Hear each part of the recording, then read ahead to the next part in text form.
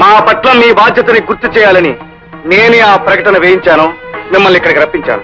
రాముకే రాముకే రాముకే రాముకే రాముకే రాముకే ఆగండి ఆగండి బాబు.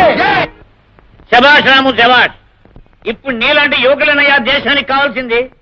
తోటి వాళ్ళ కోసం తాపత్రయపడే నీ బోటి వాళ్ళని చూసి నా బోటి నాయకులు సిగ్గుపడాలయ్యా. నా మీద నాకే చిచ్చి చిచ్చి చిచ్చి అసహ్యం వేస్తుందయ్యా. 1,00,000 పనుల్లో మీ సమస్యలు పట్టించుకోలేకపోయాను. ఇప్పుడు లెంపలేసుకుంటున్నాను. చిన్నవాడు నాకు పెద్ద బుద్ధి చెప్పావు. ఇక నిజాను నేను కూడా నీట్ అయిపోయానయ్యా. నీ బావులు నా బావులు ఒకటే. చూడు తాత, ఇక నుంచి నీకే కష్టం వచ్చినా కాకితో గౌరవించు. దాని రెక్కలు పట్టుకుని నేను వచ్చేస్తాను. చెల్లెమ్మా, ఇక నీ కుటుంబ సమస్యలు ఏమున్నా నాతో చెప్పుకో. నేను నీ తోడ పుట్టినవాడిని అనుకో.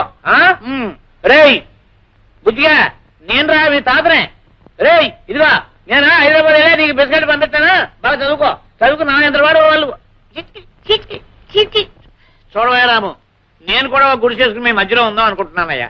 ఇదేంటండి బాబు, ఉన్న గుడిసెలో పీకించేస్తామన్నారు సర్పంచ్ గారు. సర్పంచ్ లేదు గర్పంచ్ లేదు, నేను హామీ ఇస్తున్నాను. ఇవి మన గుడిసెలు. వీటిని దేవుడు కూడా పీకలేడు, ఎవడూ పీకించలేడు. ఈ గుడిసెలు మనకు శాశ్వతం, పెర్మనెంట్. మీ సహాయానికి చాలా థ్యాంక్స్ ఎమ్మెల్యే గారు. కృతజ్ఞతలు నాకెందుకయ్యా. మనం అంతా కలిసి దేశమాతకి చెప్తే బాగుంటుంది. భారత్ మాతకి, జై!